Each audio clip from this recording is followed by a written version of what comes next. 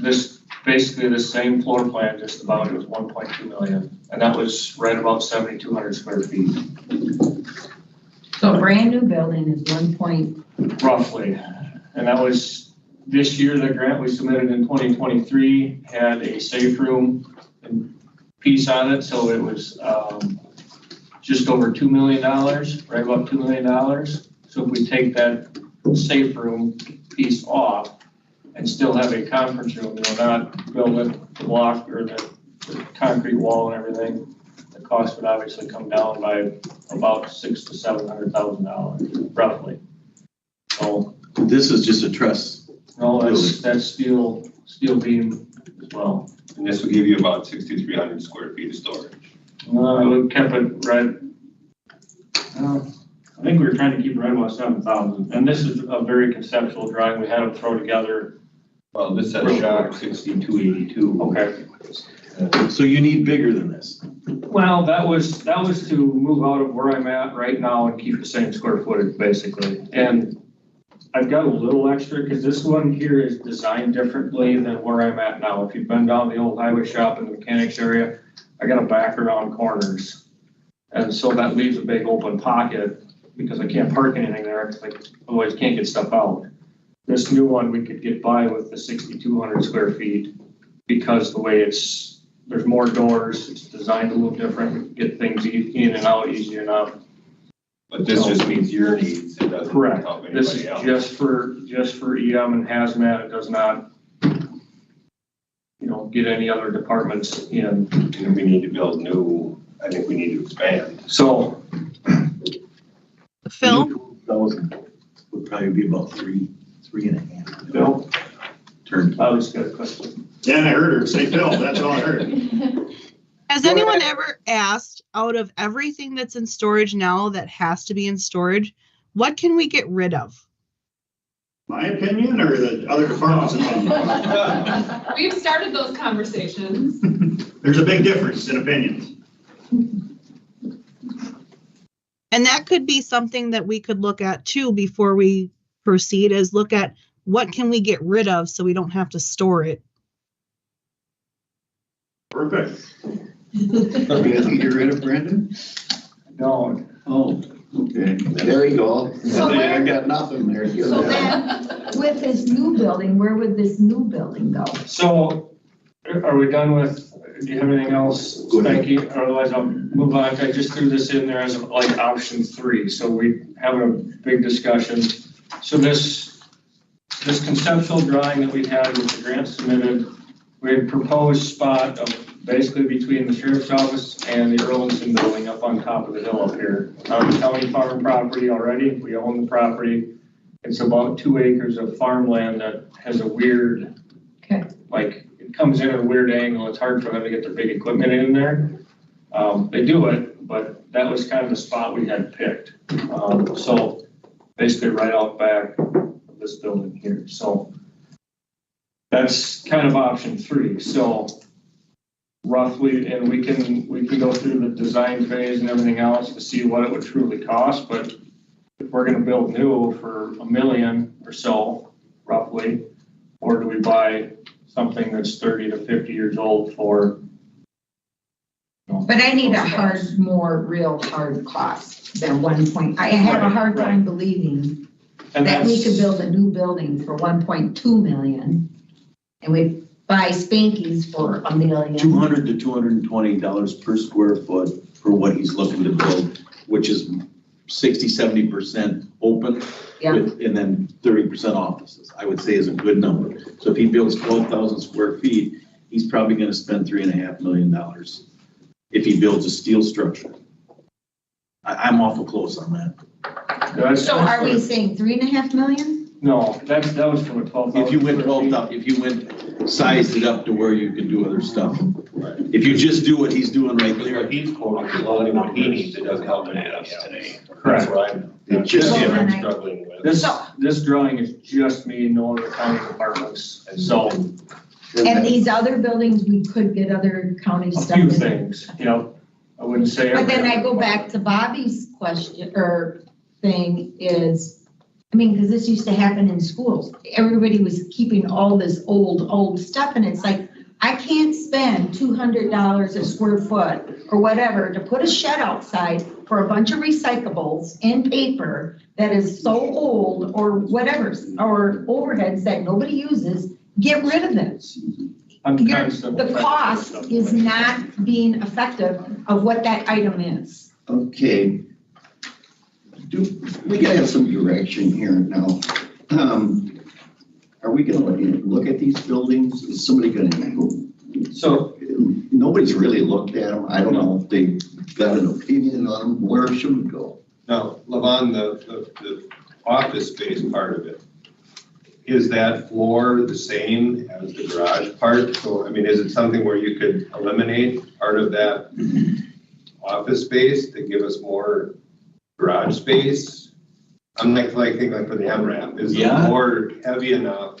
I'm assuming the floor is heavy enough for the MRAP and some of that stuff, probably. Yeah, that's interesting. And the answer is yes, because it's essentially, they built a box, you know. Right. Or, So it's structural. That interior offices, if they're gutted out, it'd just be more box. Right, so, I mean, so if we have 80, 100, and we could go to 11. Like where that old parts department is. Yeah. And if you kind of remember, Yeah. you've been in there Yeah. and you know, back where Royal and Carl were, if that was just gone and then the mezzanine above it was all parts storage above it too, Right. that would probably add a couple thousand square feet. Right, And you'd still have your offices. right. Well, this is something we maybe have to look at. If you decide to do something more with it, let me know and I'll get everybody in there and we can go walk around and look at it. I'd just be curious because if there's, we don't need all that office space, in my opinion. But if you could increase your storage and then still have the front where Brandon could have his office and do something with his equipment, which would only make sense. That adds a whole different twist because then there still would be room, you know, and for the ones that are winter storage things, we don't have to have access, you know, your corners and some of that stuff becomes very usable space then because you don't need access. The renters that we have in there too, we got 608 plumbing in there, we've got UPS rents half the back. We kind of split the back up between them. But what I was gonna say is, you know, that would be a concern too. It'd be like, well, if we work something out, I'd like to be able to, maybe that old fire station is an option for that too. You know what I mean? Depending on whether that gets sold or bids or whatever happens there. Yeah, just thoughts. Has anybody been interested in the fire station? We haven't thrown it out there because again, it's new, right? We don't have to be out for another year plus. So it's just, we've opened up the conversation because we know Brandon and Right. the situation and we came up with you guys and stuff. And so we haven't actively pushed it at all, you know, because again, we don't have to go anywhere for over a year. And to your point about the cost, somebody that asked for a ballpark figure, that building's gonna be assessed, it's gonna be looked at, it's gonna be appraised. We're not pinning 500,000 to it, but we're not gonna sell it on sealed bids. We'll get it assessed and we'll market it for sale. Because it does have a commercial value. Okay, well, that's what so that helps in what you plan to do. Clear, you know, if it doesn't fit the county, that's fine. We just wanted you all to know, Yeah, we'd love to work with you if you'd like to have. it. Yeah, we're not sure where we're going there yet. Great. Roy, you had some comments you wanted to make? Yeah, I'll be very brief. Appreciate you coming and everybody coming. On the old Baroque Fire Station, first of all, I remember it as Arneson Wholesalers back in my day.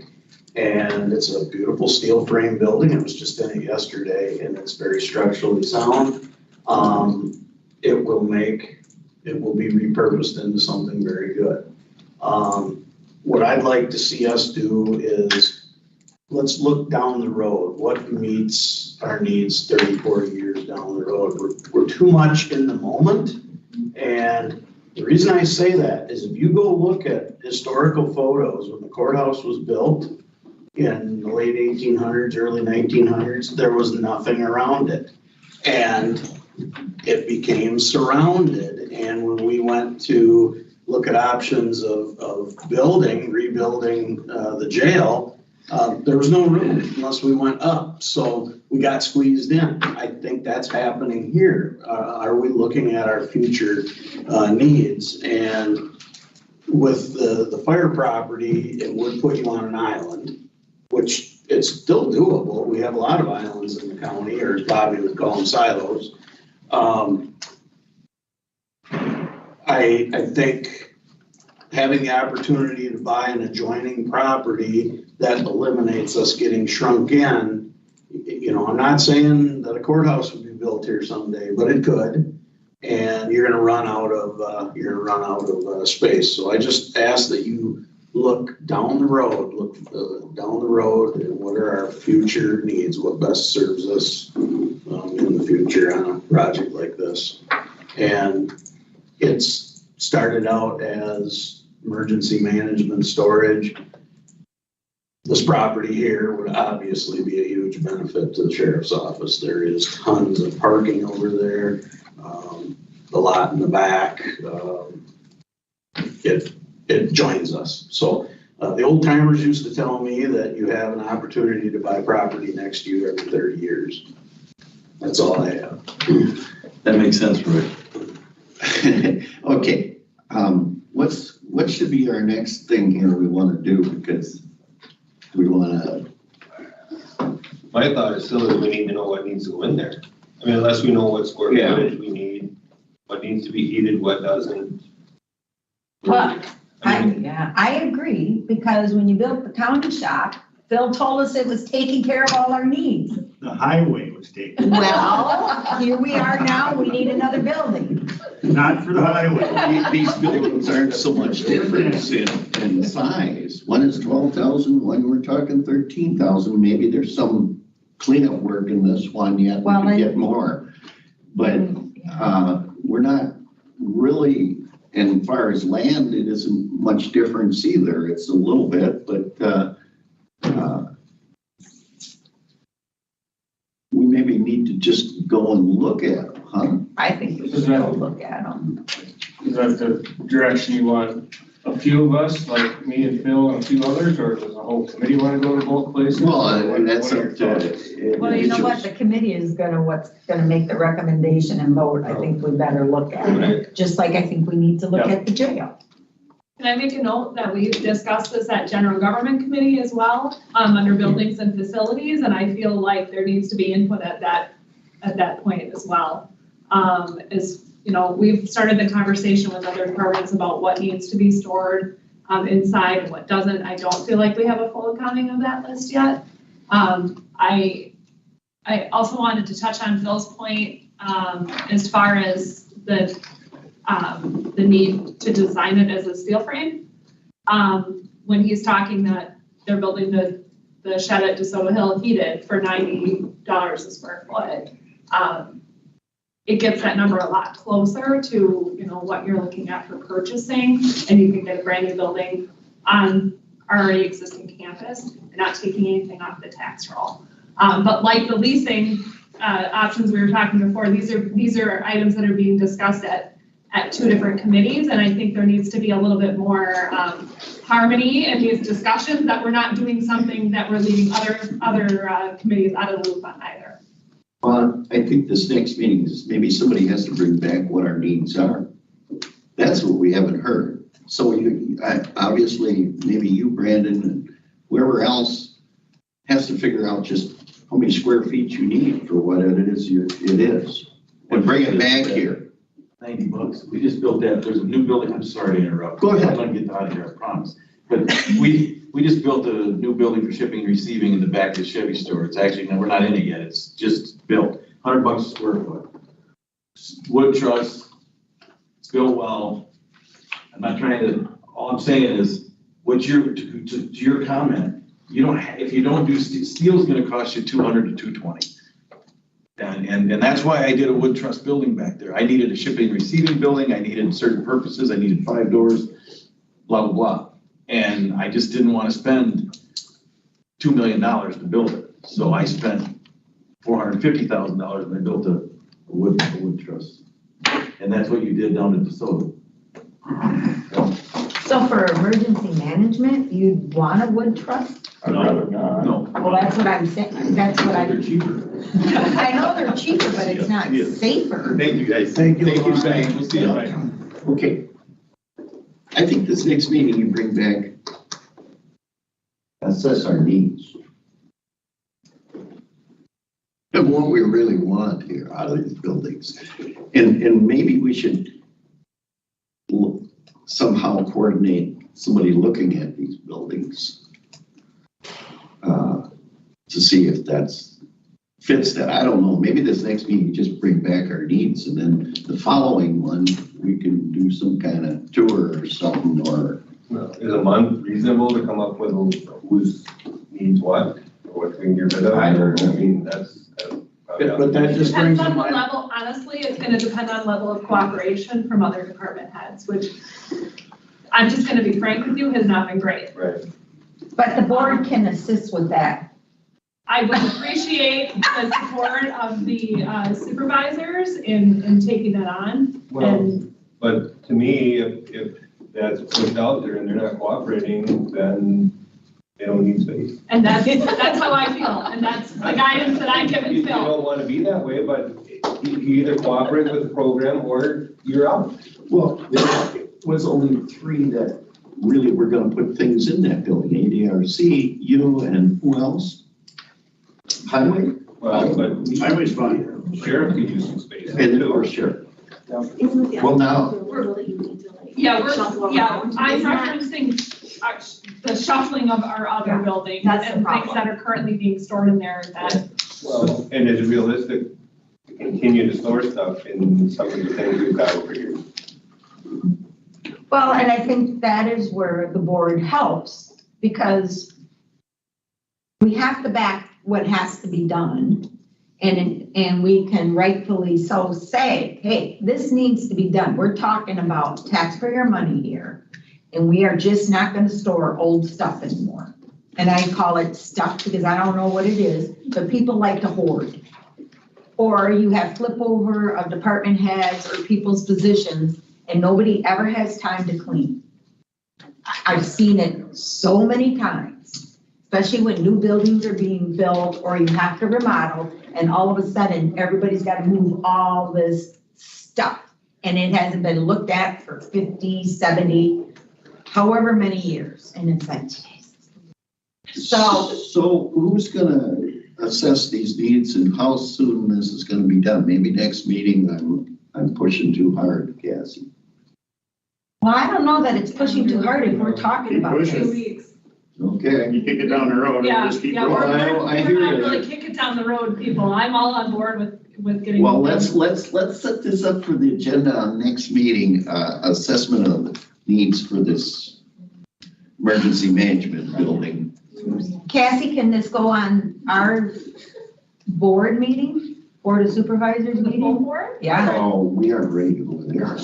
No, talking about what needs to be done. Oh. And forcing cooperation. I can bring it up as part of my report if you'd like, as far as like, this is what we're working on right now, and I, appreciate your cooperation. I don't know if we have to have it as an actual action item, in the meantime, while we're making that evaluation, but if there may come to a point where we take it to committee level and we say, this is what we're doing moving But at forward. that level, it may not hurt to just, and you don't have to name anybody, to just say, we're trying to figure out what our storage needs are. Mhm. I'm not getting cooperation in each of your committees, please help us with that. And then you're not offending anybody, but you're still hopefully getting it started. Right. And then if they don't want to cooperate, you can park it outside. I like it. So just so I'm good, I'll bring back kind of a building storage needs assessment, I guess, for next month. Is that what we're looking for? Yes.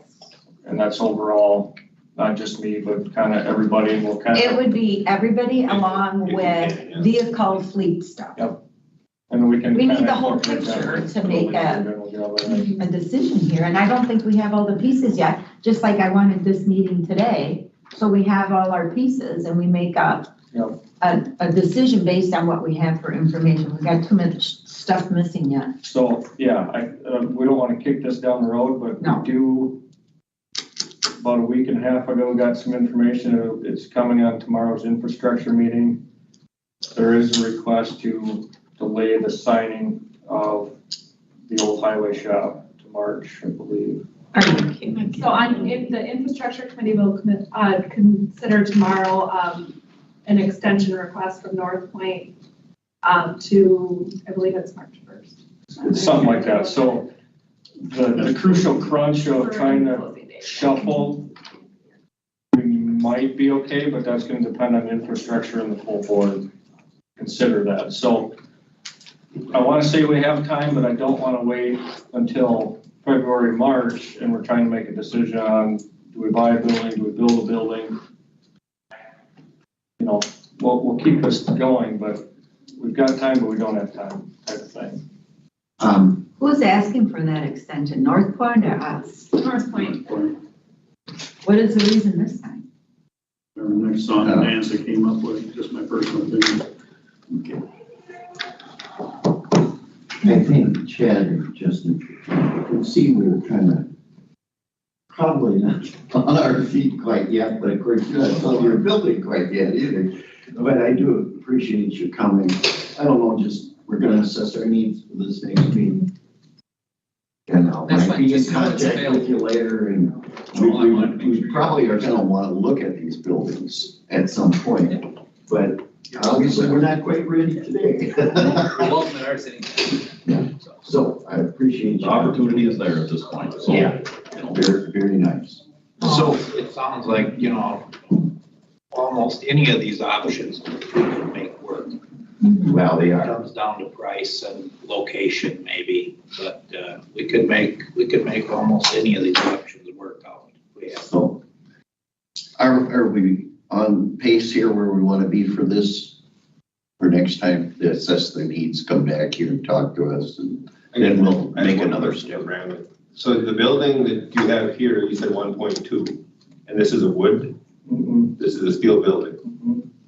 But you're saying 1.2 and Spainfield's saying 3.5? He said 12,000 square foot. It's bigger. And this That's is it. 6.2. His building or our building. This is 7,200 square feet if you include the storage area or the training room. It's probably gonna run more than that. Is that- Okay, at this time, we're all gonna take just a little bit of break here, and come back. Go up back, do some sugars, Will. Good, Mr. Mayor. 5 minutes. We're gonna be here a while. No, I'll pick one of those up. You wanna order out lunch? Yeah, where's all the cookies? Your wife didn't bring any. Sandy brought some. Sandy brought. Sandy always. I know. Trying to swear off the sweets, but.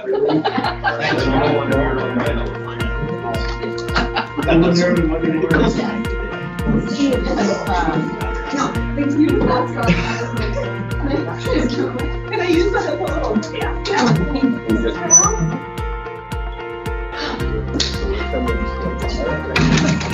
Mary, you always have to complicate everything. So bad. And you gotta have the answers for it, 'cause it is. How would you get, there's a lot of. I know, but sometimes you just gotta fight the bullet, do something. The more people get involved, and the more industry get more confusing it gets. Around steps. Anytime. You know, other people can. Oh, no, no. I just want to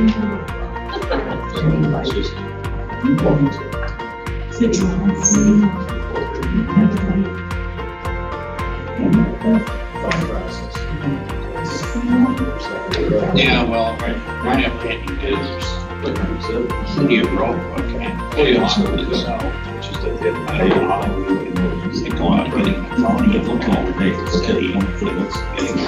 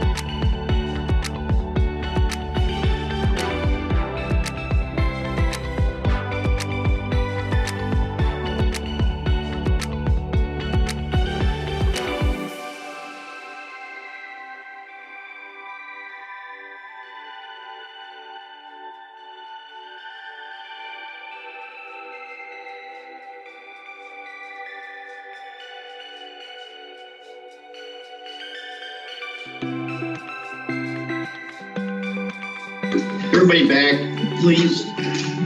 We're gonna start with the sheriff's activity report, item 7. All right, well, hopefully I can go quick enough where the snacks won't be needed, but they are on their way, so. I just wanted another healthy option. Yeah, there's too many sweets around here. So our last. Yes, there is. All right. So our last meeting was on August 14th, and my activity report since then is the following day. Coordinated community response team met here at the sheriff's office. It's a team that they kind of look at how are we dealing with domestic violence, how are we dealing with offenders, and it falls hand in hand with our HEART program, the Help and Abuse Response Team. So I currently have 2 members on that team. I have one from corrections and one from investigations. The Kickapoo Valley Rescue Squad recently celebrated 50 years, and where in the world would we be without our volunteers? It's 100% volunteer service, and we're proud to have Amy as one of the EMTs on the Kickapoo Valley Rescue Squad. On August 15th, I attended a community forum on human trafficking at the Emmanuel Lutheran Church in Viroqua, and it was a good community discussion. On August 16th, we held our first annual Cops and Bobbers at Black Hawk Park, and we had about 28 youth in attendance, and I would say it was very successful. Major donor, major sponsor was Cabela's, and I look for that to occur again next year. And Warden Shauna McDowell, who's also on our part-time roster, that was her brainchild, and she made that happen. And we just endorsed and supported it. Well, and the thing, I talked to Sean, she said it was just an awesome day. It really was. And it's good PR. Very good, yes. It was a great opportunity. We utilized, the tactical team utilized the high-risk entry facility located at Volk Field. They got to practice breaking down doors and doing high-risk entries. And believe it or not, there are times where we're going into houses where we're kicking in a door on a welfare check and they need to be trained how to clear a building efficiently. And so we're glad to have that facility up there. We were able to, and I believe the military turned that over to emergency management, right, Brandon? I'm not sure. The HREF facility as part of emergency management, and we were able to negotiate a price to use the facility for the training. August 18th, breakfast with the sheriff at Hillsborough St. Joseph's Hospital, and say we had a pretty good crowd there. Representative Tony Kurtz was in attendance, as well as Senator Howard Markline, and they represent that area. They called and asked if they could join in on the fun, and I said, well, it's open to the public. So it was a good, very good opportunity, and something that I really liked about that leading up to what we're going to be doing here in Vernon County with mental health is Hillsborough St. Joe's, they're being proactive and they're getting psychiatric telehealth in the emergency room, which when there's a crisis, it's going to get folks help a lot faster. Right now, there's such a waiting game, and that might eliminate some of the mental health commitments too. That in and of itself is maybe getting a game plan down before we end up having to take someone into custody. So those folks will be attending a meeting that we'll be having here on September 13th. The county will be contracting with Northwest Connections for mobile crisis mental health, and that's effective October 2nd. And we're going to have a large meeting on September 13th to implement that with law enforcement, hospitals, human services. It's something that Human Services has had funding for, just hasn't been able to put together a team until Northwest agreed to take this on. As far as I'll learn more on the 13th, but we actually have not sure what her credentials are, coming in to do a tour of the jail at 1 o'clock today and looking at hiring her part-time as a correctional officer. And she's going to be serving on that Northwest Connections team. So I'm looking forward to learning more from her on that. Larry Fest, Kickapoo Valley Music Fest over in the Sandy's area. I believe went off without a hitch. If you remember, that is where we successfully used the AED from Deputy Larry Hull's squad and saved a life over there. They usually make a donation every year, and this year they gave us $200. And what I'd like to do is get permission to put that into a non-lapsing fund for some future needs we have here.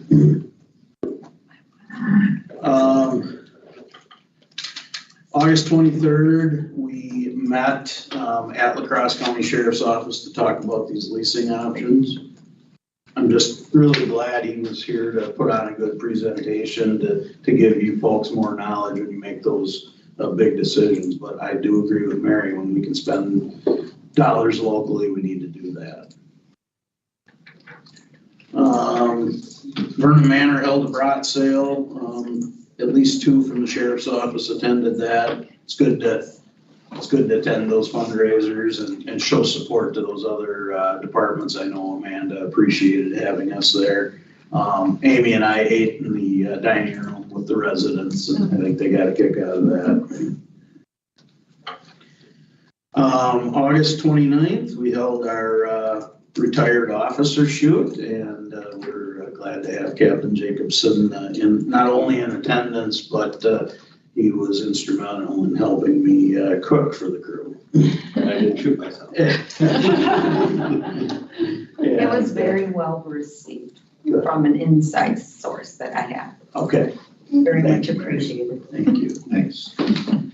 And that's a big thing too. Under HR 218, it allows officers that retire in good standing to carry their handgun in places that you wouldn't be able to normally do it as a concealed carry holder. First day of school, as you know, Veralco started earlier to get done earlier for their building project, but the schools are all back in session. And the first major day of school, we were able to walk through every school. The sheriff's office softball team played in Reedstown over Labor Day. Won one game, lost one game. Heard there was some cheating that possibly had gone on, but I wasn't there to make any arrests.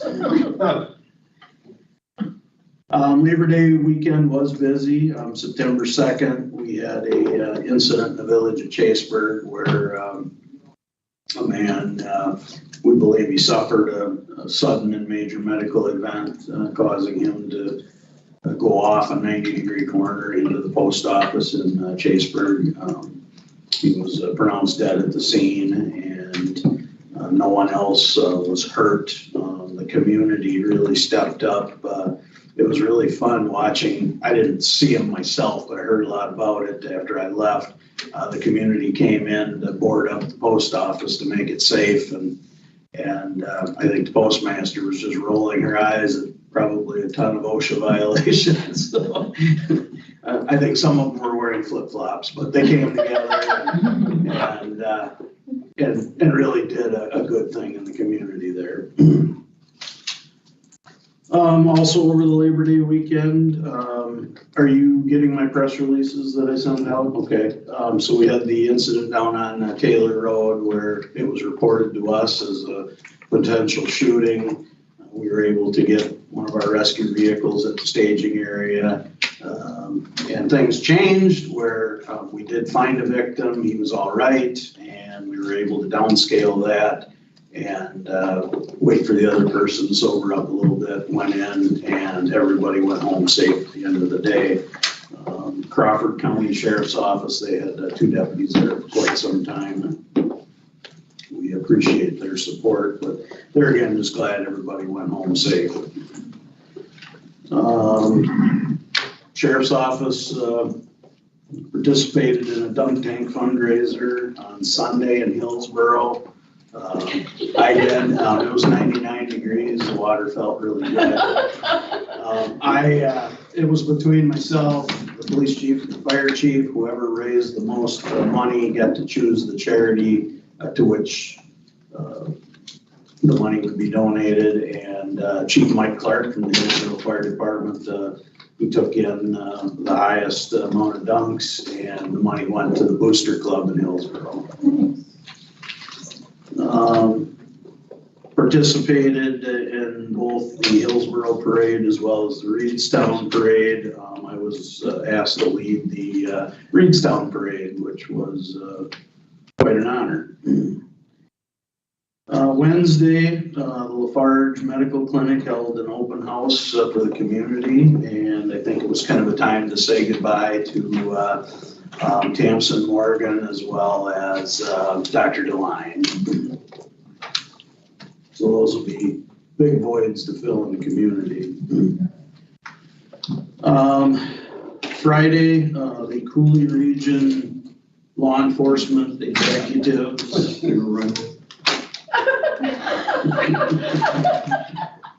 All right. I have people, and I have great people.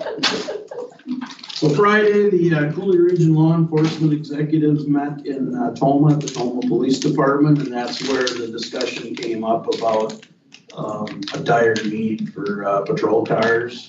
It's not just us, it's all over. And that's when the Attorney General was there, and we leaned on him, and if there's anything his office could do to, put some pressure on these manufacturers, that we asked him to do that. This past Friday, you probably heard about the incident we had out on County NN. 2 folks from the community here were sadly both died there that day. We believe the driver suffered another sudden medical event, causing him to go off the road, and unfortunately struck a very, very large tree. And my heart goes out to that family for such a tragic loss. Very well-known couple here in the community. And I think Mary helped with some family, Mary and Don helped with some neighbors and friends with that situation too. It is just like unreal, both of these health issues, due to both of them. Oh. It is just, yeah, that's 3 people, that's So sudden. very sad. It is. Deputy Cummel will be attending the Department of Agriculture, Trade and Consumer Protection Humane Officer training. The cost is $1,260, and that's being offset by at least a $1,000 donation from a generous donor affiliated with the Driftless Humane Society. How long is that? I think it might be a couple, 3 days at most. Yeah, I don't think it's the whole week. Say what that was again? So the state veterinarian, they Okay. train officers how to gather evidence in prosecuting a humane complaint such as, animals being neglected. And it's not all about prosecution, but it helps them, do a better job to make recommendations to folks to say, hey, you need to do this better, or you could be facing this consequence. And we do get a number of humane complaints, so it's really nice having the officers trained, which this will make 3 deputies that are trained by the state. And I think the federal partners are part of that as well. Good. But they're, again, nice to have that donation. At 11:37 a.m. on Tuesday, September 5, our first batch of state inmates arrived. And we are currently, pull this up here, just got it.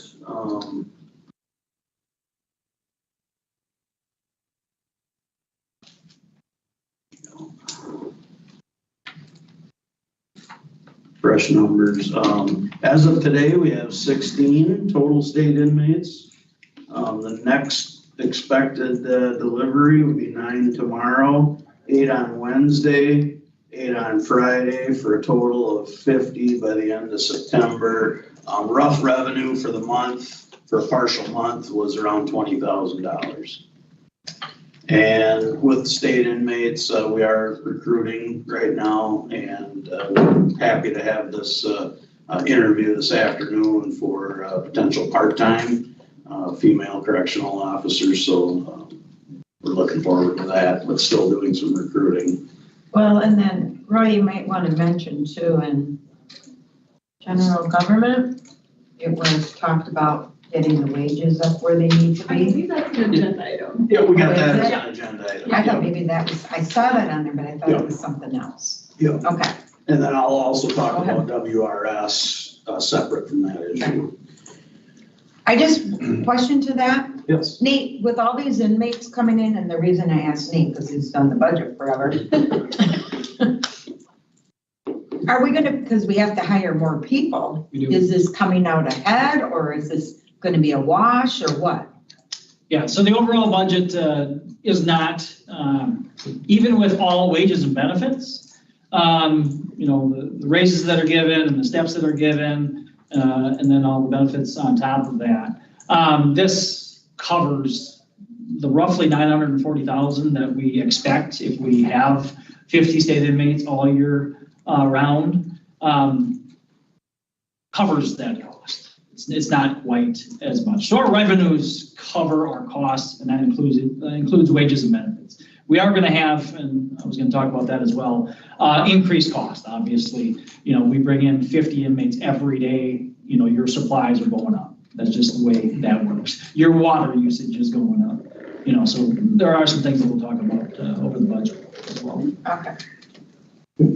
Okay, right. All right, August 31st, we conducted an audit of our evidence storage facility and program, and that was conducted by Lieutenant Ryan Fredette of the Crawford County Sheriff's Office, and we passed the audit, and I'll go ahead and start with you, Will, and then we'll pass that down. It's important that our evidence, the integrity of our evidence is so very vital, and And right now, in charge of that is investigator Matt Sutton, as well as part-time on-call deputy Ted Harris, Mr. Harris to most of us, and they're on top of it, and but we still need to get the outside agency to come in and do periodic audits. And I also can pull a surprise audit on them midterm, but I was glad to have that clean bill of health in our evidence room.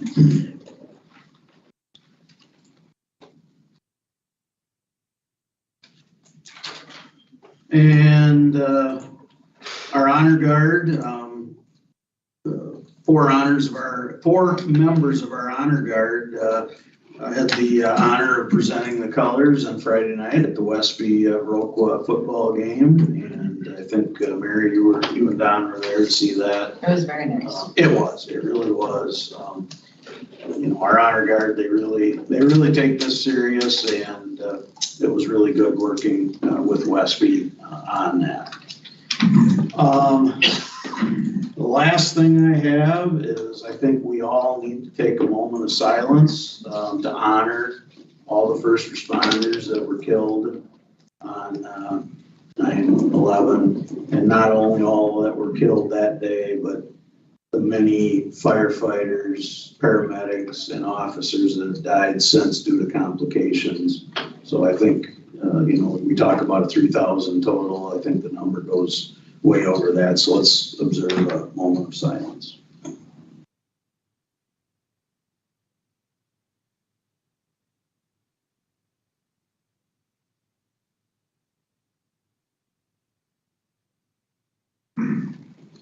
Thank you. That's all I have. Any questions for sure? Just one quick one. I'm just hoping your officers are never shown disrespect the way, like, when he just came in with the snaps. When recently somebody was declined service. I'm just hoping that doesn't occur in this area. Tell me more about that, Sandy. Okay. I don't remember exactly where it was located. It wasn't in Wisconsin, but they refused to serve officers in uniform. Oh, our community is, I'll tell you what, if that were ever to happen, if that were ever to occur here, the rest of the people would boycott that place. Okay. So I'm glad to hear that, because that's the feeling I have. Yeah. But I would just be absolutely appalled if that happened to any of the officers. And I'm just hoping that that isn't the case. It's not good throughout the nation, but right here, this community supports us. They support what we do, and you're part of that community. And I don't think there's a better community that I'd want to help serve and be a part of. But a lot of times you try to go pay for your meal at the drive-through, and somebody ahead of you has paid for that. So sport is overwhelming. But to your point, and I'm glad you bring that up too, is some of the sheriffs said, well, do you open up comments on your social media? And because a lot of them don't, because they don't want to deal with negative comments. And I'm like, keep them coming, because the good people will defend us when it comes to a negative comment that was unfairly made on social media. The rest of the good taxpayers, they take care of problems like that for us. So thank you. For next month's agenda, can I add something, a request for a portion of the funding from the state inmates stays with the sheriff's office to help offset expenses? We can discuss it next time. Where does it go? It all goes in the general fund. So none of the expenses, and when I was doing it, I kind of took offense to that, because you don't have extra money for food, clothing, medical, wear and tear. It's all expected to come out of the budget, which they don't understand. They see the money and it goes somewhere else, but I'd like to see some of it stay in the sheriff's office offset expenses, but we can. Okay, do you want that as a action item? That's a pretty important thing. Mm-hmm. Well, we can put it on there and we'll see where it goes. We can discuss it, but that way everybody can think about it. Yes. Okay, anything else here? Okay, thank you, Sheriff. We'll move on to item 8, Emergency Management Director's Report. Brandon?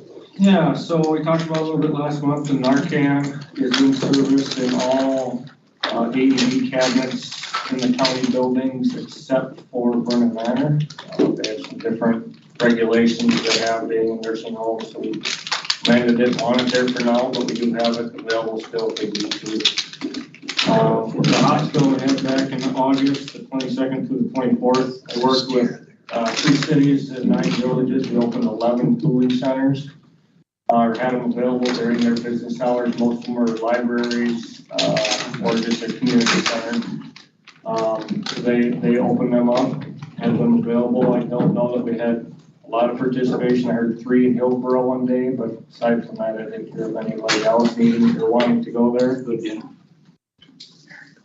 We did, late August, we did school refreshers with Alice, Stop and Bleed, and then our reunification. We did 4 schools. Before school started. Those all went well. I did held a rail car refresher course. It was a virtual course. We had 35 people attend that, and a lot of it was from around the U.S., just on basics of rail awareness and what to do with, how to read the cars for chemicals and things like that. I hosted it. It was through the National Domestic Preparedness Consortium. The fair is this week. The mobile command post is down there this year. It's new this year. We took it down there and I tucked it off in a corner. It'll be all set up, ready to go. So if there is an incident that occurs there, it's already there, set up, kind of off in the corner, available if we need it. The new field support trailer for the EMS that they use for first aid will go down either this afternoon if I get time, otherwise tomorrow morning. For EMS groups, we've got different shifts from Wednesday all the way through Sunday afternoon that EMS agencies from around the county fill a 4-hour shift. So they use that trailer to sit in for themselves, or they'll bring people in. They'll take care of these things, scrapes, falls, minor things, and if it's something bigger, then they will call for an ambulance. And I worked with Tractor Central. They are donating the use of a gator strictly for EMS. So if they have to get somewhere or bring somebody back, give them a ride back, we don't have to go asking for a gator. They can just hop on one and go find them. So thanks to Tractor Central for that. Next week is Wisconsin Emergency Management Association Conference in Stevens Point, Wednesday and Thursday, so I'll be gone up there for that.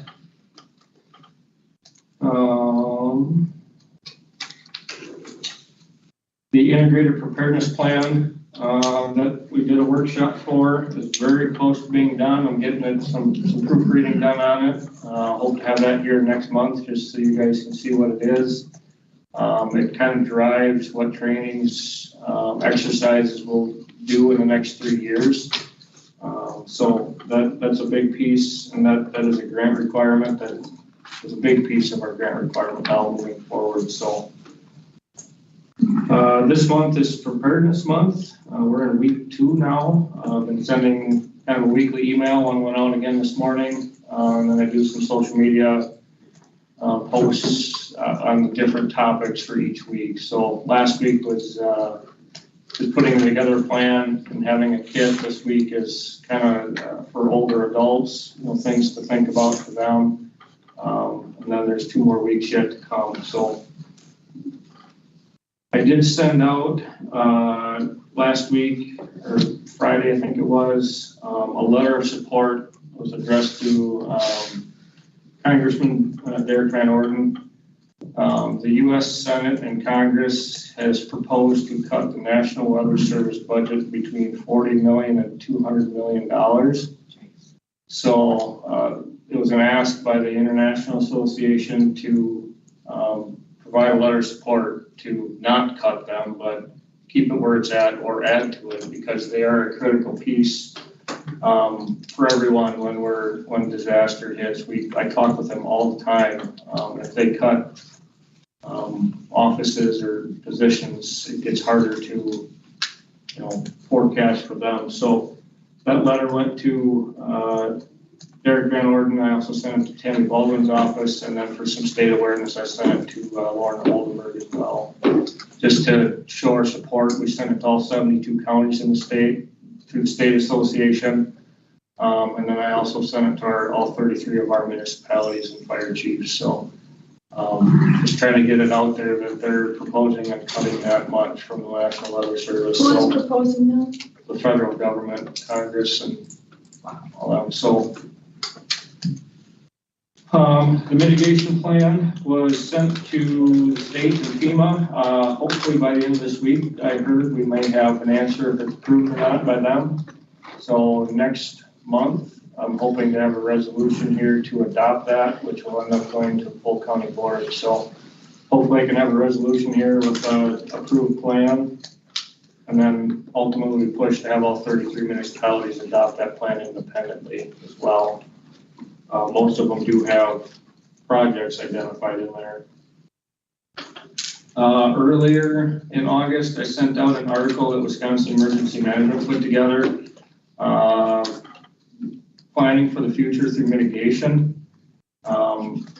Unfortunately, we are the leader in flooding events over the last 41 years with 180 flooding events.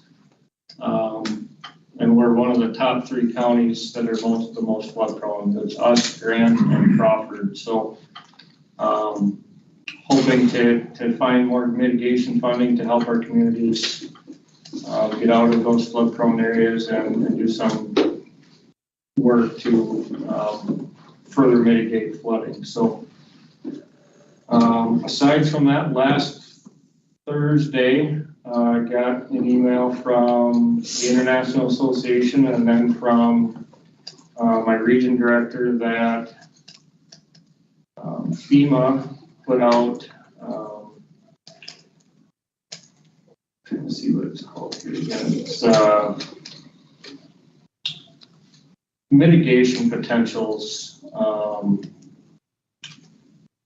for different census tracts, disaster resilient zones is what they're calling them. FEMA has identified 483 census tracts in the US, and the Kickapoo Valley is one of them. Basically from Ontario through Lafarge to Viola, and then down into Crawford County, it follows that Kickapoo River, kind of the census tracts, which there's only 3 in the state that were identified. Our 2 very close to us, and then 1 up in Trempealeau County. So I have not heard any more information from the state or FEMA, but it designates that federal financial support and technical assistance will be provided to those areas to help build resilience in those zones. So that designation is good for 5 years. So very early on, it just came out last Thursday. So as I get more information, hopefully we can push to help that area, the Kickapoo River area, do some things to mitigate some flooding. So there's a map that shows the whole US along with that as well. Brandon, on Saturday, I went to the 90th anniversary of the watershed in Coon Creek.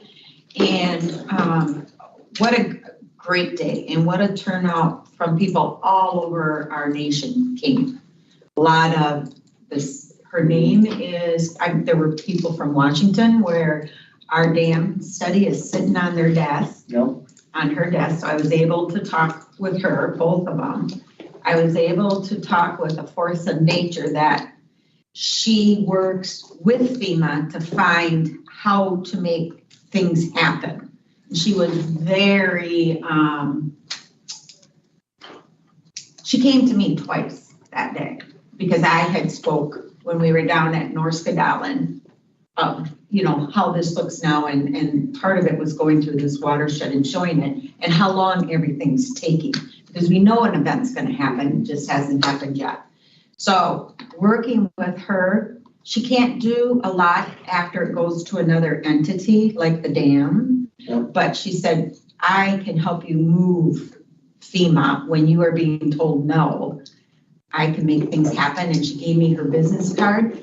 And I said, I'm going to make this a poster size And it's called Force of Nature. And she said that's what she's hired for, and I have the card at home.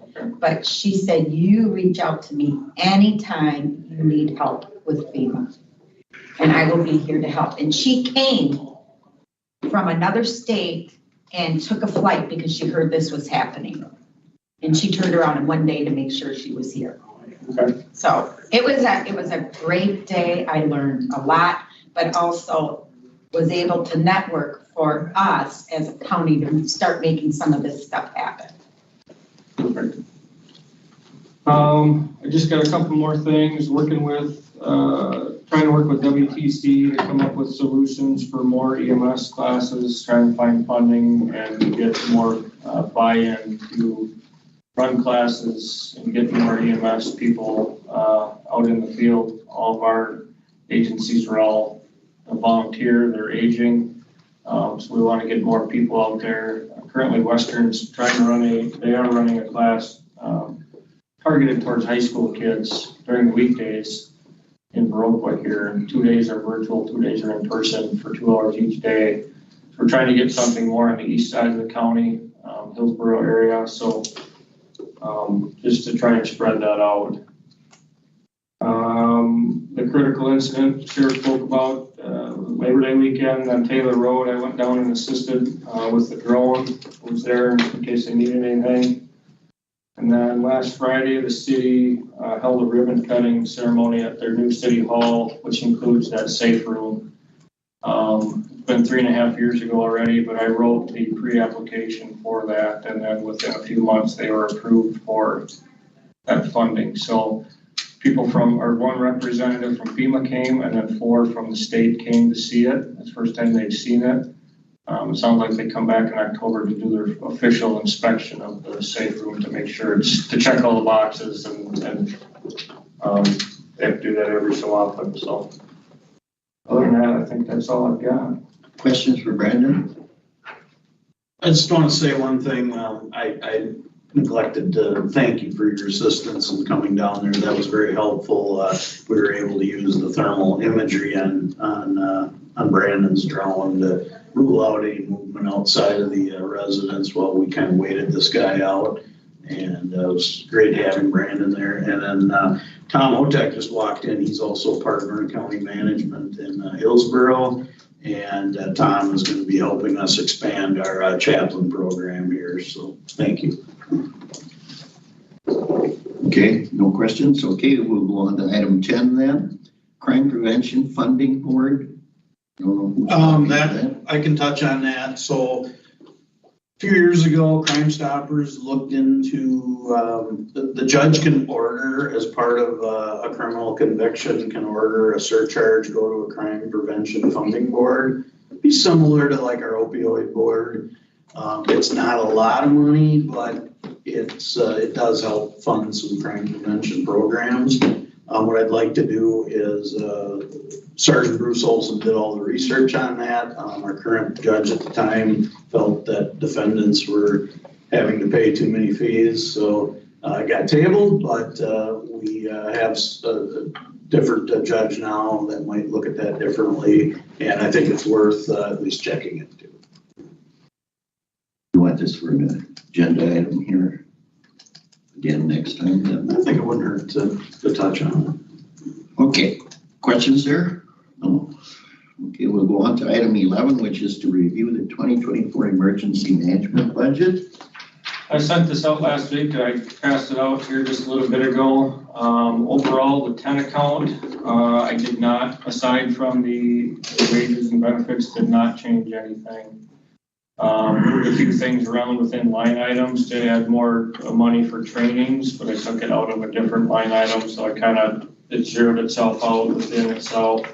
As far as the state funding, the grant that I operate on is done off calculations. FEMA, the federal government is not increasing the allocation they give to emergency management US nationwide.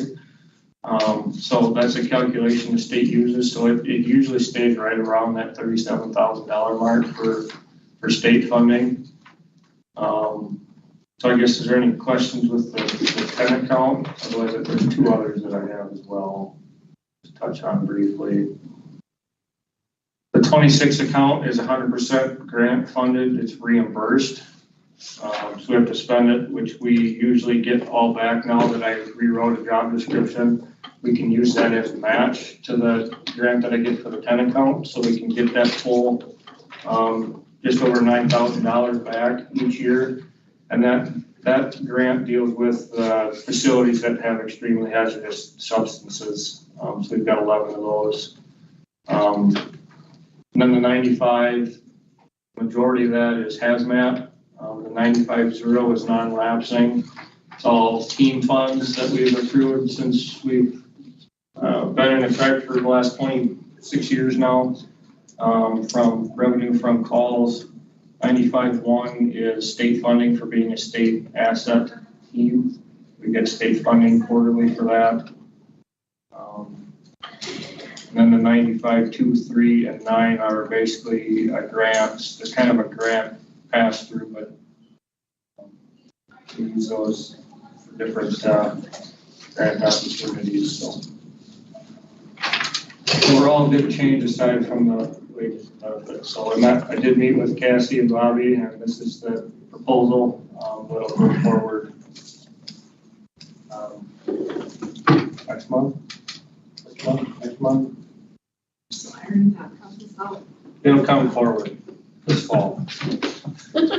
So, you want a motion here to I don't pass think- this on the budget, or? I don't think we have. We don't have So to. you're aware of it. Okay. Any questions there? No? Okay, we'll move on then. Item 12 is to review the 2024 Sheriff's Office budget. You want to kick it off, Sheriff? If you'd like me to. I will let you kick it off. So, Brandon said 10 account, we've got 10 accounts. So, overall, we got, like I said, the 7, then we have some non-lapsing funds. To further touch on what Mary had asked about earlier, so if we have 50 inmates every day for a year, that's roughly $940,000 in revenue. Currently, we had been budgeting $100,000 in revenue for our probation sanction holds. So with that being said, for 2024, we're budgeting $1,040,000 in anticipated revenues for our outside housing. So, but as said earlier, we do have some increased expenses, right? We have increased our staffing in the jail. We're attempting to increase our staffing in the jail, let me clarify that, by 2 additional staff members to help cover that as well. We are on 12-hour shifts for jail staff, running the Pittman schedule. So Captain David's doing a great job in the scheduling and staffing, male, females, and things like that to cover what we need to cover. However, with that being said, we also need to fill more of those open shifts that are being taken off by release time as well. So we have had to increase our part-time as well as our overtime budgets. When you look at the 10.52, be page 1, about halfway down, maybe just over. Your salaries, actually, no, I take that back, 50, yep, no, 52. 5111 and 5112. There's that increase in part-time and overtime that I just discussed. So tell me again how much it increased the revenue?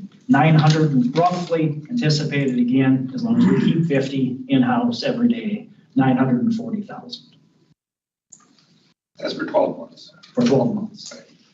So it won't be that, oh yeah, would be. Not for the remainder of this year, you know. But you're looking So at 2 close more to full-time? 2 more full-time staff. So we never got rid of those positions after last year when we, October, whatever, when we, September, October, when we got the inmates taken from us, if you will, for lack of better. No, we didn't like it. That was good revenue for us, and it will continue to be as long as we have them. So the remainder, you're looking at 80,000 a month, roughly. Did they increase it at all with the Partial month, inmates coming back? Right. Did they increase it with these inmates coming back? No, we were contracted at 50. 146. 5146, and that's as of like 2017 rates, so that's gonna have to be revisited. Well, I'm wondering, because everything's gone up so much, food and The everything. state doesn't look at it that way, same as felony holds and all that stuff. I know, It but doesn't. what if you said no? They have nowhere to put them. They would say, sorry, they'll figure out whatever else, but it wouldn't negotiate with one county over what the state has mandated for what they pay. So I'd like just a second here. First of all, I believe under, past leadership, especially with Captain Jacobson, we ran a good ship here. And for us to have the jail inspector himself call us, say, can you take 50 inmates? I think that shows a lot to how we handled them before. And I think that they probably know if they try to take them away again, we'll probably never take them back again, especially with rates like that. But I really want to commend, past leadership, and especially, Captain Jacobson here. And now that is being carried on by Captain David. But they talk to the inmates, and, the inmates say, well, if you got to go to a county jail, maybe Vernon's the place to go. You don't want to go to Milwaukee, but I think we did a really good job here. No, and I understand that. I just want to make sure, because we're short, that we don't put our own people at danger.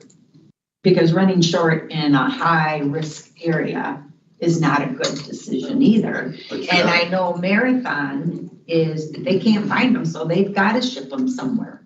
There's a shortage statewide in help, 25%. But you're in full, if you're in full staff, you have 5 on a shift right now, correct? Before on a shift with that power. Okay, so that's more than 11. So that's actually more than what there was before. There is. I mean, just for clarity. No, and we need clarity because it's a big deal. That's what I was It's a wondering. revenue thing, but it's also a safety. Well, but when you went to 12-hour shifts, that was, the talk was you could eliminate one position and that money was used for that. Now you're adding 2 because you can't get part-time, I'm guessing, is the kind of the logic behind it, to fill shifts. When I made the 19 phone calls that day, the way it was explained to me and the way I explained it is when we had the state inmates, we were at 19. And luckily we had openings in patrol where we absorbed 2, and then the 12-hour shifts, we absorbed 1 more. So we went from 19 down to 16, and then we want to go up to 18 that's the way when I made the 19. But switching to the 12-hour cost you money enough to offset those other positions. That's what I'm bringing up, just for clarity. Sure. Is now it's costing you a whole lot more money to do the same thing with a 12-hour shift. No. So you're using full-timers. Sure. Staff work more hours annually, So- but there's more coverage. Right, but that was a selling point, and now it's going their other way again. So I'll throw this in here too, because it's right on point.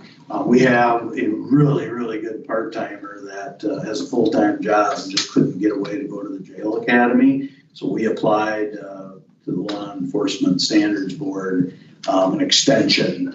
We have a year to get them trained, and they granted us another 12 months of extension. So now we're going to be able to put him to work right away.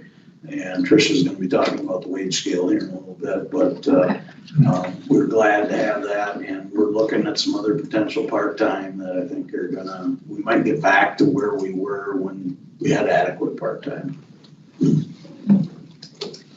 Okay.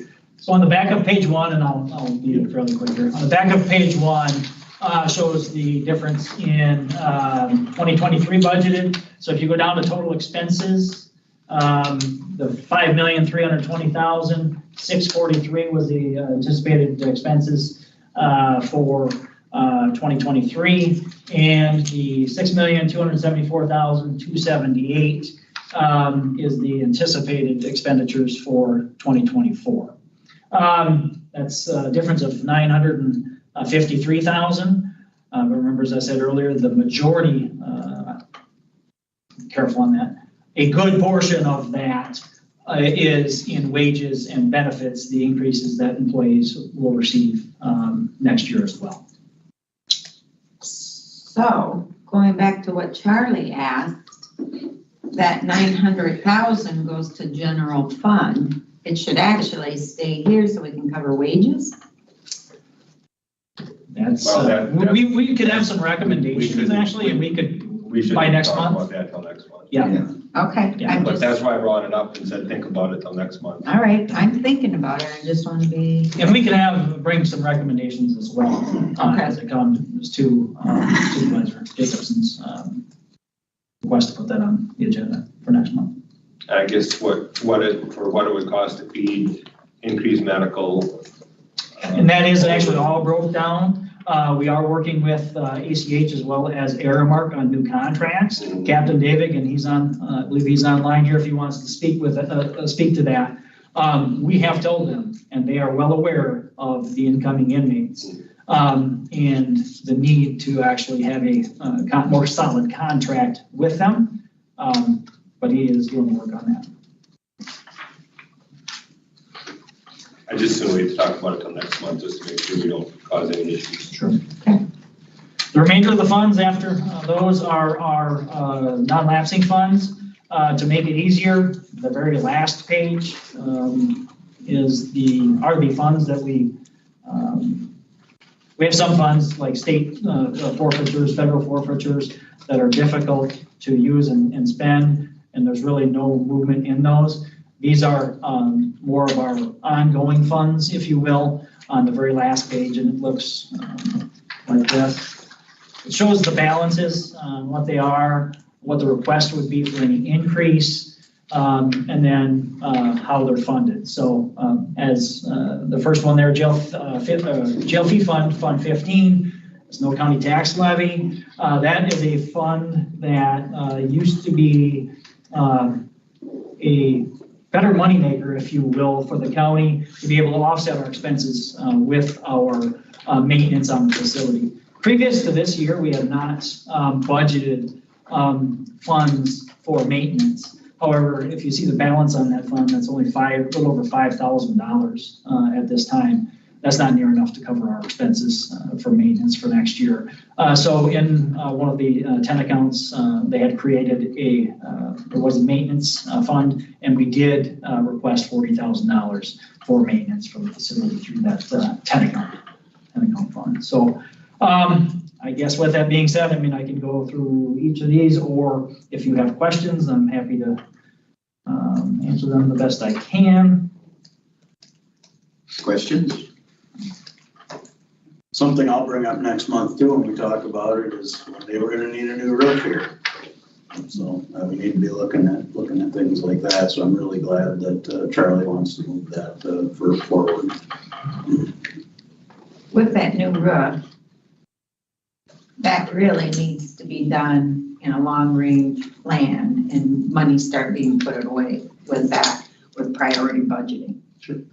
Yeah, we're not saying it, but something. Oh, no, absolutely. All of that has to be in the big picture. Okay, anything else here on this budget? Okay, well then, let's move on here because we've got a few things to discuss yet. Item 13 is to discuss Reserve Sheriff's Office pay scale, an action item. Chris, you got something? Yeah, unless Captain David is online, if he'd like to speak to it. Is Captain David on? I think we'll let you, because you brought it up. Okay, perfect. All right, so on the agenda, he did put it as an action item, but it necessarily doesn't need to be an action item because it was brought to general government. And we are going to move forward with it to the finance committee meeting. So to give you a little bit of background of how this came up is Captain David came to me due to the current current situation with getting the additional inmates. And one of the on-call reserve correctional officers is, working another full-time position, being paid at a much higher rate, and was kind of considering perhaps maybe I, will continue working at my other employer versus working at Vernon County based on what the pay would be. So wondering about increasing the wages. It made me look at the wages and kind of reevaluate where they're at. And at that time, we kind of discovered that there was that separate section that's kind of on the bottom of the wage scale where all of the reserve employees are put. My question was why and how long has it been there and what is the reasoning for it? And it was kind of like, that's kind of the way it's always been done. And I'm sure that you can speak to that as well. So it was kind of the question was raised, why? Why is it done that way? Is there something else that we could do and to get it to be more of a fair, and also due to the recruiting challenges that we have with this position and the state correctional officer, state jailers wages increasing, how do we keep our current staff employed? So the proposal was made to the General Government Committee that we reevaluate what that wage would be, and therefore to, instead of having it on this reserve separate wage scale, that instead we would put all of those on-call correctional officers that are currently doing the same duties. They have to have the same certifications. They're required basically to do the same job, just not full-time hours, to put them onto that step one of where our correctional officer position is on the wage scale currently. That has already been evaluated. That position is already there, so it wasn't something that had to be reevaluated by the wage consultant since it's already on the wage scale.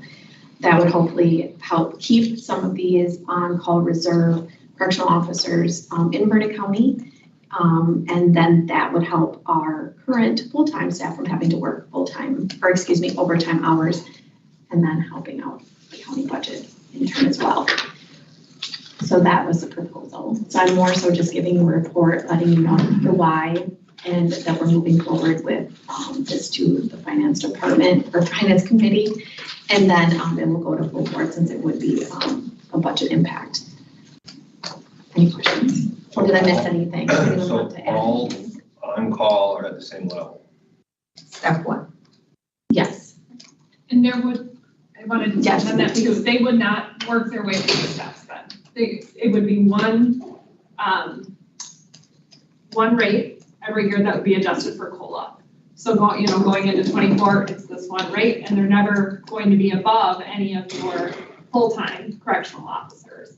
And it just makes sense that someone that you're utilizing, as an on-call, they're not working their way up the ranks through the system to move them through the steps.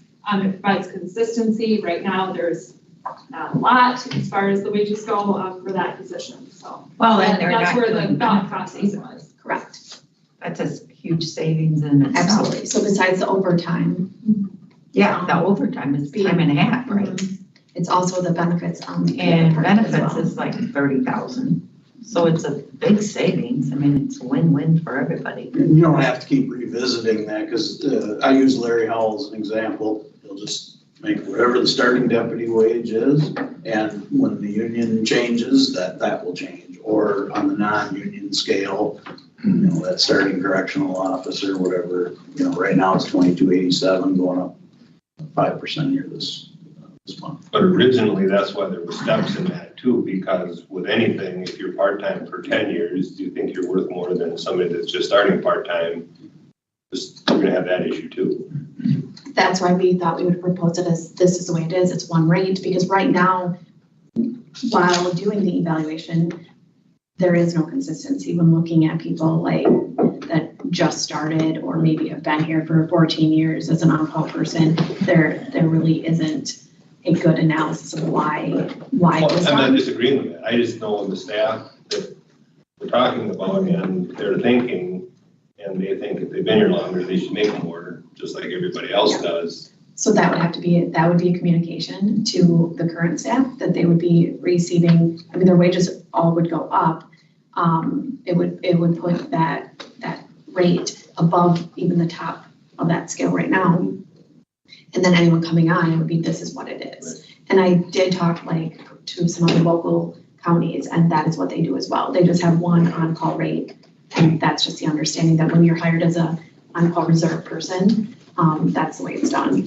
Well, and schools do that for some pay. This is what the rate is. You're doing I'm not long-term. disagreeing, Yeah, I'm just I know. saying, knowing the Yeah. people that Yeah. you're gonna be hearing from. Absolutely, and I that's the logic. appreciate Well, that. they're gonna be earning more, like Correct. quite a bit. How much is it, Trish? Well, currently, the minimum of that wage scale is 1903, and it would go to the new, with the step increase or the 5% COLA that we just did, is 2392. And then what would the step on that? In January, it would take them to, Go ahead. it then takes it to, shoot, I don't have it. It's a 5%. Yeah, 5%. Okay, so on that step of the, whatever that weird thing is, what's the highest they could earn on The that? highest they could, as a correctional officer, the highest they could earn is 2080. So it's already higher. So it's a win, Correct. win-win. So that's a part of it. And this, due to the fact that it's already on the wage scale, the correctional officer position is already on the wage scale, I was able to move forward with this to take it to finance committee. The other piece of this that I would like to be reevaluated is there is a group of transport officers that also fall into this that currently we do not have a job description for. They just fall under this lump of either reserve correctional officers or lump of reserve sheriff deputies. So I want to differentiate them, pull them out and create a job description, and then have the wage consultants like reevaluate that wage as well. And then the same with sheriff deputy reserve. I would like them to be placed, I mean, the wage study my proposal would be that they would be placed closer to where our, like the step one for the union, and that's where they would stay for our union deputies. But again, that would go to the wage consultants to decide. Because currently our correctional officers are on the same, or excuse me, our sheriff deputies are on the same scale as our correctional officers. And clearly could be having to have bigger duties than. Some of those people could be on multiple pay scales then. If they were a court officer one day, they do something else one day, they do transport one day. Perhaps, if we do have those individuals. The new time force will help some of that out. Yeah. I mean, you're gonna have multiples. Mhm. But that's all right, but that can all get flushed out and be more in a system than all over the board. That's the hope, is to try to make That's it. the He can speak to this probably better than I can. Who's up? Mike. Mike, okay, Mike, Yeah, I just wanted to speak briefly, a little of driving this. I've got on-call workers that work in neighboring counties and came to me regarding the amount that they make at the neighboring county, and that they would stop taking shifts from me because they make exceptionally more at the neighboring county. I really hate to see that happen if I can't keep my on-call staff in a comparable wage, at least with the neighboring counties. That's kind of where this started from. Mike, is this gonna make it competitive then? Yes, yep. Okay. okay, this has been taken care of, so we don't need to have any Yeah, action. no action, just more, we're just letting you know that this is what we're doing. And if you could bring up the budget perspective to finance committee, I'd appreciate it. Okay, everybody okay here? Okay, thank you. You're welcome. Thank you, Tricia. We'll go to item 15, and that's the update on the recent Badger project article. So I will be meeting with the labor attorney on September 27th at prior to 12:30. That's our union negotiations. So should have a final answer on that day. And I'll report back on the next committee. Okay, we'll go to item 16, update on Sheriff Eric Tollickson. I met with Eric on Friday at the football game, and he has a final proposal in front of him that now he's discussing with his attorney, but it looks real close to signing it, and once that's signed, we'll be able to hold an official retirement for Eric. So, but he, this has gone back and forth, but Eric, when I talked to him, they are no longer waiting on, let's say, the county for anything. It's in his hands right now to decide whether he wants to sign the final settlement. I have seen the settlement, and I guess now it's waiting on Eric. Okay. We'll move on to item 17, and that is the update on the full body scanner for Vernon County Detention Center. Funding has been submitted for, I think we were going chunk on that one. So yeah, we're just waiting to hear back on our funding request. And I'd really like to thank again, Mary Henry for bringing up the need for this. Okay. On item 18, and that is the protective status for correctional officers. So I'll speak on that.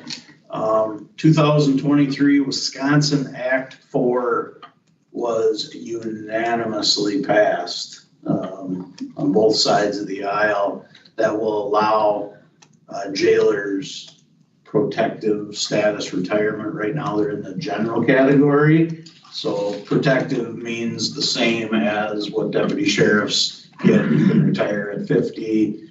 There's other benefits. However, they have to pay their portion of it, and they have to decide whether they want to opt in or opt out. So depending on your age, it may not be a good fit for you.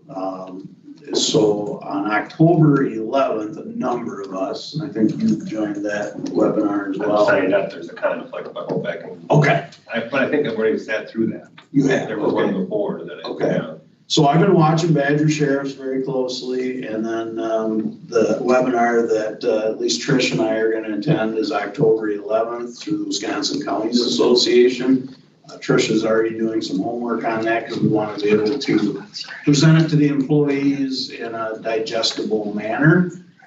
The reason I wanted to bring it up here is other counties have, with this change, they have moved some raises forward for their correctional staff to help them cover their portion of the WRS. Captain David, are you still online?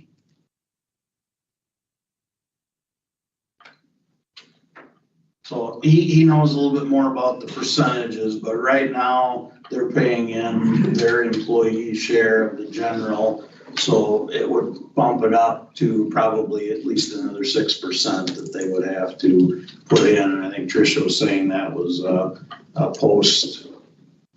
post-tax, I think. If you want me to speak to them. Yeah, go ahead. Okay, so basically what it means that if they decide that they do want to be protected, and they're a current correctional officer, they would then, being part of being a protected individual, they would then be contributing 14.3% in 2024. So a regular general employee would be contributing 6.9%, and that would be moved to 14.3%.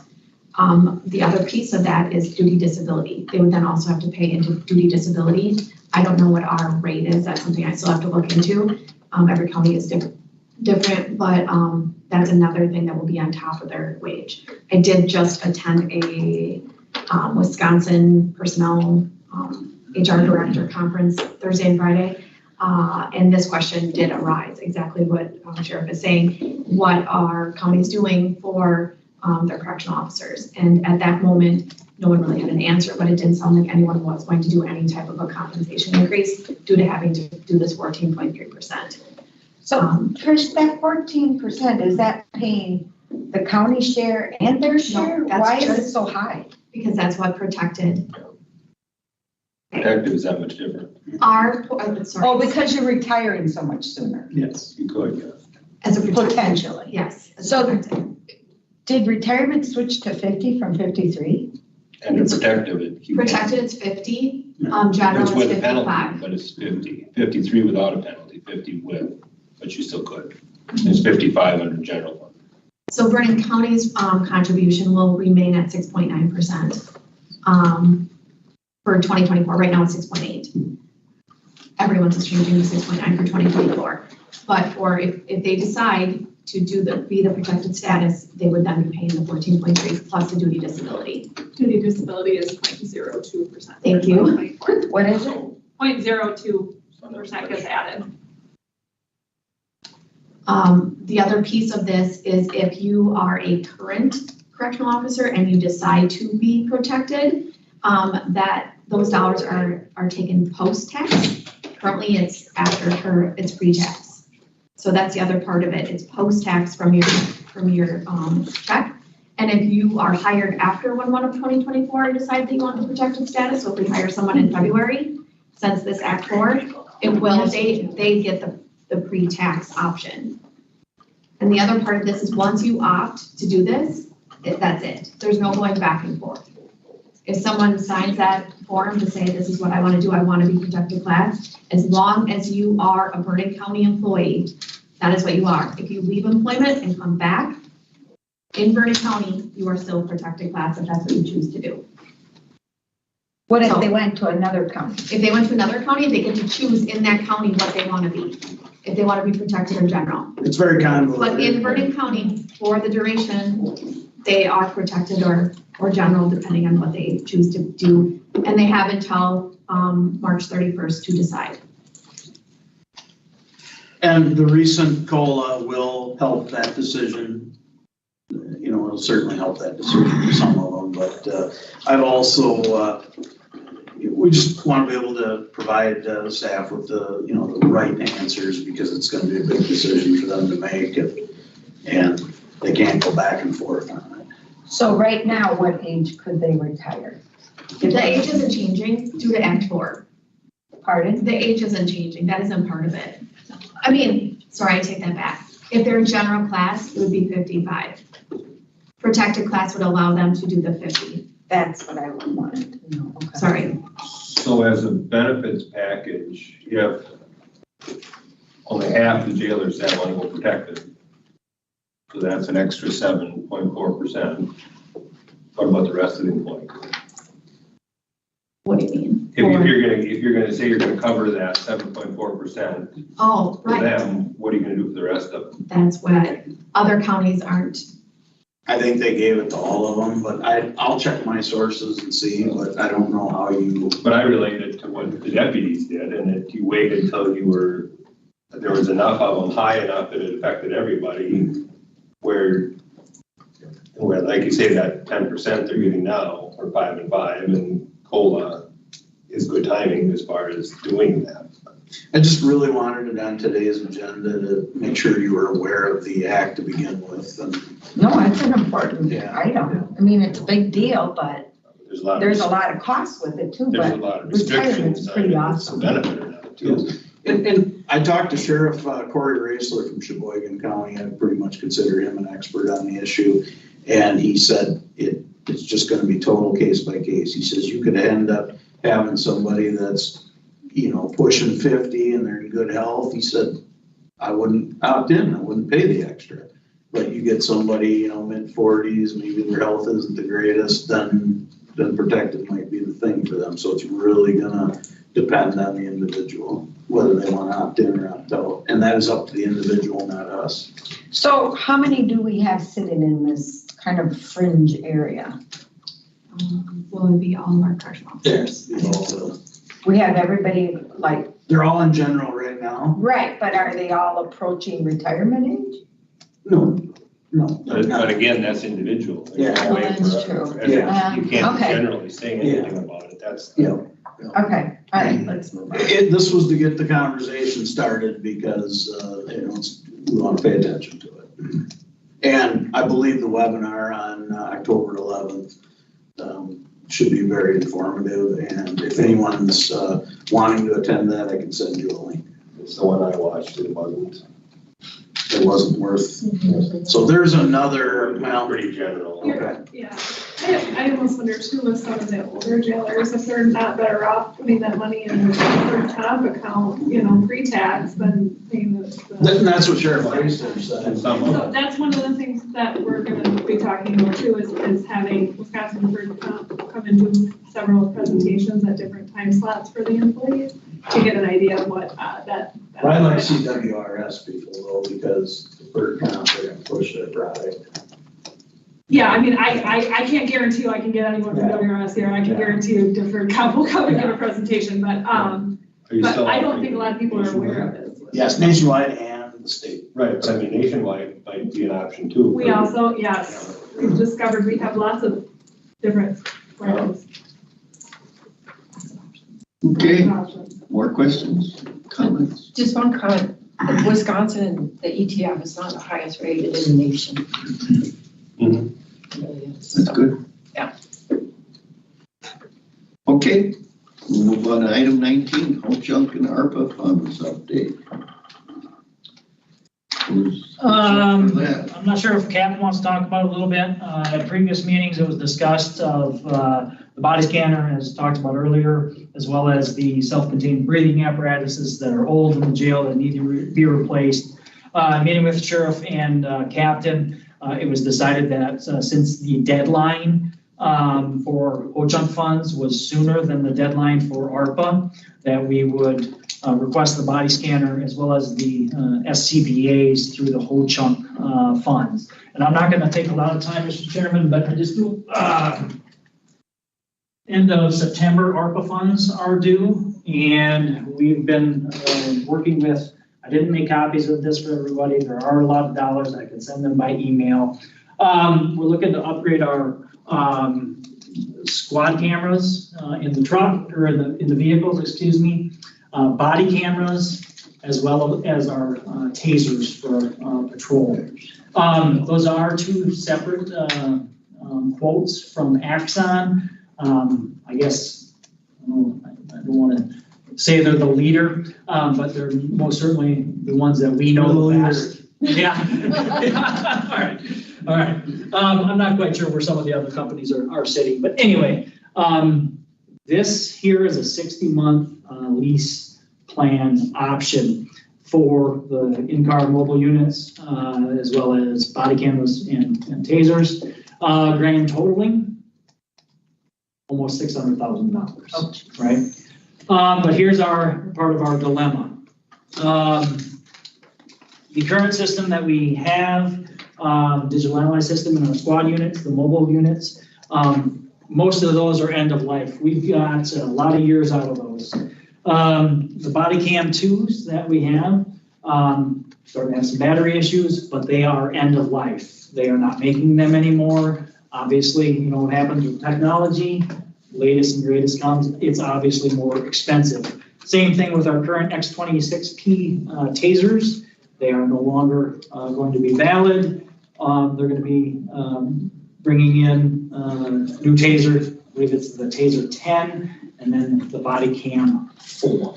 So we're not asking for any decision or anything from you folks here today, but this is part of our request that we will be looking at. We'll meet with Bobby and Cassie to discuss options on how this should be presented. Should we present this as a whole? Should we present this as a yearly thing, but knowing that it's a 60-month term really on this system? Nate, there's no grants available? Well, For some or part of there this? is none. We are going to be working with one of our deputies who is very interested in some grant work, and we'll be pushing that a little bit as well to see what we can find. I Is this just something can't we should believe there have, isn't a grant somewhere out there to cover these needs. And we will talk about this again next time, Nate, or is this something? We absolutely can, and but If you want to. the deadline for the ARPA funds is the end of request is the end of this month. Correct. Yes. Yeah, any ARPA request should be going through your home committee this month for their blessing. So I would recommend if you're gonna push for this for an ARPA, that you have a motion, as long as it's listed for action on the agenda. It wasn't listed on here as an action. Oh, junk and ARPA funds, update, and that's it. Which Bobby and I are the ones doing the review before it goes to finance. So as long as you are all in agreement that you want to move it forward, I'm comfortable with that. Bobby's not on mine anymore, but that's fine. Yeah, that's what you gotta do there. Okay, anything else here?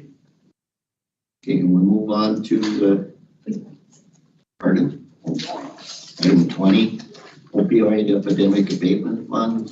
So the That's committee, just discussion. yeah, the committee will meet today at 3:30, and we've had to kind of prod them a little bit. They've got too much talking about how do we do this and how do we do that. We're ready to start. We need to get some requests in for that funding, and anyways, we're meeting today at 3:30. And the only thing that I'm gonna bring up is the coroner contacted me about whether we want to participate in an overdose mapping program through HIDA. It's part of the DEA, and it sounds like the Monroe County coroner is. I think to make it effective though, is you gotta try to get data on the non-fatal overdoses as well. And I would think most of our volunteer ambulance services will help us with that. I'm not sure with Tri-State's look at HIPAA, that might be a tough one for them. So we're gonna have to work through that. But I just got the email and I requested more information from the program, but I do think we need to map our overdoses. And, we're already seeing that fentanyl come in, so other than having to just do it from memory, I think we need to look at that mapping. So I was glad the coroner brought that forward. So just, because I'm on that committee with you, I really feel like this body scanner, we could ask for 10,000 from opioids, because that's what it's there for the opioids that are coming in, that are in a body cavity. I mean, yeah. Why can't some of that money come from there? It could. I don't disagree with you, and I think what Roy said is absolutely correct. We've just gotten kind of hung up on like the actual process, and we need to focus on moving forward, like honoring the county processes that are in place, because I think, there's been a lot of back and forth on that, and moving forward with actual, like let's get some money dispersed. We have 157,000, and I know the committee wants to do that. They just weren't crazy about doing it once a year. They wanted it more often. That's what the hang up was last month. Yeah, and we'll talk about that today. Okay. Okay, very good. Something to work on. Anything else here? Okay, we'll go to item 21, and that is any items for consideration for next meeting. And I do have a few here. There she goes, Amy. A portion of funding for the state inmates to stay with the jail. And we want to put that as an action item. Charlie brought that up. So that'll be on. Okay, the EM building needs. They're going to be assessed and presented, okay? Just the Well, whatever department needs over the county for this building, what we can fit in besides your stuff. Somewhat. Okay. The other thing is this enterprise fleet management situation. That should be an action item, I believe, too. What else do I have? Update on this Badger project article. Yeah, we're going to do some more updating on that. That's all I have. So is there something else? She requested a tour of the jail. Okay. Jail and a tour. Well, okay, let's just, that's not next month. I'll get to that. Just believe me, we'll put it through November. It's going to stay. Okay, anything else here? Okay, then we'll move on to confirming our next meeting date. which is October 9th. That's the second Monday of October at 9:30. Now, the sheriff called me one day and says, well, what do you think? You're the chairman. Imagine that. Of having the meeting in Stoddard. He wants to have it someplace else. So I says, we'll bring it before the committee. I called Stoddard down to the village hall and it's available for our use. I just haven't committed to it yet.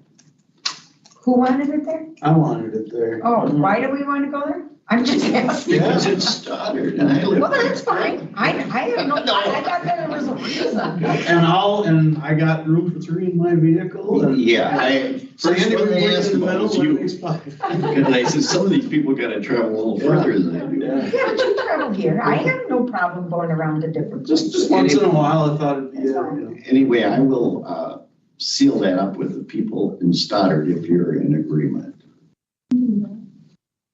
Stoddard. At 9:30 at the village hall. It's right on Main Street. It's right across from the Quick Trip. They have restaurants in that town too. Quick Trip. Thirsty Turtle. Yeah. Stoddard and what, oh, it's on the night. Yeah, this will be on the 9th. Yeah. All right, I'm riding with Roy. All right. Yeah. Anybody wants to, Roy will give a ride here. Okay, that settled up on that then? Any questions, call. Let's put it that way. What's it called, Stoddard Village? Go ahead. Of the inmates we're receiving from the state, are they all male or are we getting a mixed bag? All male. Okay. That's, I don't know why I wondered that. I just didn't. Well, it's an interesting thing. I touch on that. I did get a call from the neighboring sheriff with an almost emergency losing female staff. One motherfucker killed 11 of his females. So we're gonna keep talking back and forth. We're not gonna leave them hanging. We're gonna, if a couple counties can help them out, we will. But Yeah, because you have to have so many females on staff to cover if you have, I don't know. No, it isn't. It's an issue. It's a shortage and it's a big issue. I don't want us to get into a situation, we got these people and you can't cover them and put our people at harm's way. Well, Mary, in your spare time, you could probably fill in Taylor. No, never. Okay. We all cool here? Adjournment's in order. They scare me. Charlie, you second. All in favor, say aye. Aye. Opposed, motion carried. Thank you.